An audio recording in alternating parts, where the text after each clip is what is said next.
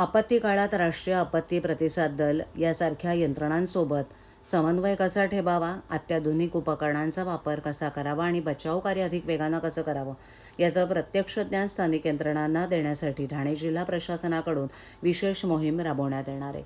या मोहिमेत राष्ट्रीय आपत्ती प्रतिसाद दल आणि राज्य आपत्ती प्रतिसाद दलाचे अधिकारी स्थानिक यंत्रणांना आपत्ती निवारणाचे धडे देऊन प्रशिक्षित करणार असून त्यामुळे जिल्ह्यातील आपत्ती व्यवस्थापन यंत्रणा अधिक सक्षम होण्याची चिन्ह आहेत। नैसर्गिक किंवा मानवनिर्मित आपत्तीच्या काळात नागरिकांची सुरक्षितता महत्त्वाची असून यासाठीच ठाणे जिल्हा प्रशासनानं पावलं उचलली आहेत। ठाणे जिल्हाधिकारी तसंच जिल्हा आपत्ती व्यवस्थापन प्राधिकरणाचे अध्यक्ष डॉक्टर श्रीकृष्ण पांचाळ यांनी जिल्ह्यात 1 एप्रिल ते 15 एप्रिल या कालावधीत परिचय सराव कार्यक्रम आयोजित केलाय। जिल्ह्यातील विविध ठिकाणी सकाळी 10 ते दुपारी 4 या वेळेत हा कार्यक्रम होणार असून प्रत्येक सत्रात 200 प्रशिक्षणार्थी सहभागी होतील।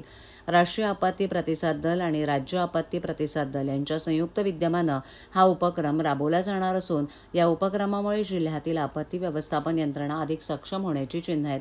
राष्ट्रीय आपत्ती प्रतिसाद दल आणि राज्य आपत्ती प्रतिसाद दलाचे एकूण 25 अनुभवी अधिकारी तसंच कर्मचारी ठाणे जिल्ह्यात दाखल झालेत। यामध्ये 1 राजपत्रित अधिकारी, 2 दुय्यम अधिकारी आणि 22 अन्य पदांच्या जवानांचा समावेश आहे।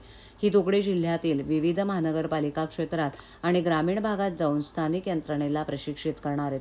त्यात आपत्ती काळात राष्ट्रीय आपत्ती प्रतिसाद दल आणि राज्य आपत्ती प्रतिसाद दल यासारख्या यंत्रणांसोबत समन्वय कसा ठेवावा, अत्याधुनिक उपकरणांचा वापर कसा करावा आणि बचाव कार्य अधिक वेगानं कसं करावं याचे प्रत्यक्ष ज्ञान स्थानिक यंत्रणाला दिलं जाणार आहे।